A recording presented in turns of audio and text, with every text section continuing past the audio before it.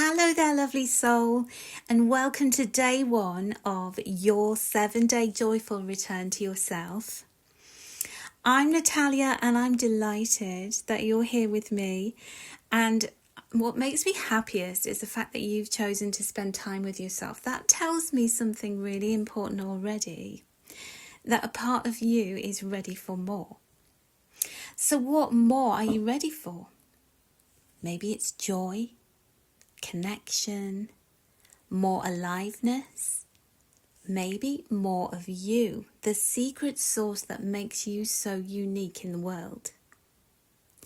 And this is important because sometimes when we're feeling disconnected, we overlook what's already helping us. And one important thing that I want you to know over the next 7 days is that this is not about fixing yourself because you aren't broken. This is simply about gently reconnecting with parts of yourself that may have gone a little quiet. The parts of you that perhaps got buried underneath responsibilities, routines, grief, disappointment, survival mode, or simply life being life. Because life can be crazy. And if you've been feeling a little flat or disconnected, maybe you feel stuck or unsure of yourself, I want you to know that you're not alone, because so many of us go through seasons where we're slowly drifting away from ourselves without even noticing it at first. Life gets busy, as life does, and we stop doing the things that nourish us. We settle for the routines that no longer feel good. We forget about what lights us up on the inside. And often, without even realizing it, we've moved into surviving rather than truly living. So today is not about changing anything. Today is simply about becoming aware. Because awareness is so powerful. Awareness is loving. Awareness says, let me pay attention to what I need. And that is where we begin. So the first activity I have for you is I'd love you to take a breath with me for a moment. Just get comfortable, drop your shoulders, unclench your jaw. Take a deep breath in through your nose.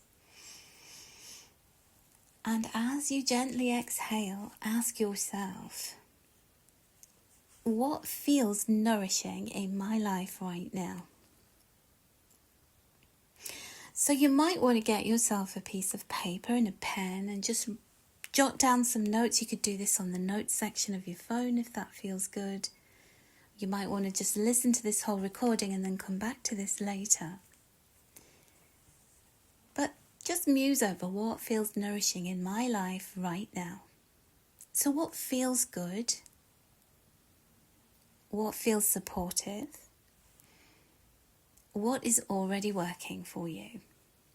And this is important because sometimes when we're feeling disconnected or down in the dumps or in a rut, we overlook what's actually helping us. So take a few moments to just think about those things. Now I'd like you to take a deep breath in again. And as you gently exhale, I'd like you to ask yourself, what feels flat? Where do I feel disconnected? What feels repetitive, heavy, or uninspiring in my life right now? So just take a moment to surface some of those thoughts and feelings. Write them down if you find that helpful. Just giving yourself a moment to acknowledge those things. And again, this isn't to judge yourself and to say what's right or wrong. This is just to notice. So, the next question is, what am I tolerating? Is there anything I've been putting up with for too long? Something that's draining me? Something I've stopped questioning? Just think about those things. Because sometimes what exhausts us most is the thing that we quietly tolerate. It becomes a rhythm in our life, so we just keep doing it. It becomes a pattern, a bit like wallpaper, we don't notice it anymore. So we're raising awareness of what are you tolerating? And then the final thing that I'd like you to think about and become aware of is, what am I numbing with? What am I just doing habitually? So that might be scrolling. For me, it's comfort eating. Yes, number one, comfort eating. In fact, I can let you into a secret that sales of Häagen-Dazs strawberry cheesecake ice cream have gone down significantly since I started working on finding my joy. Häagen-Dazs shares, they are tumbling right now. But yeah, that was my weapon of choice.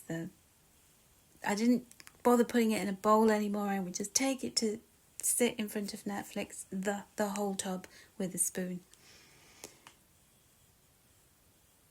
Where are you maybe overworking, staying small, binge watching television?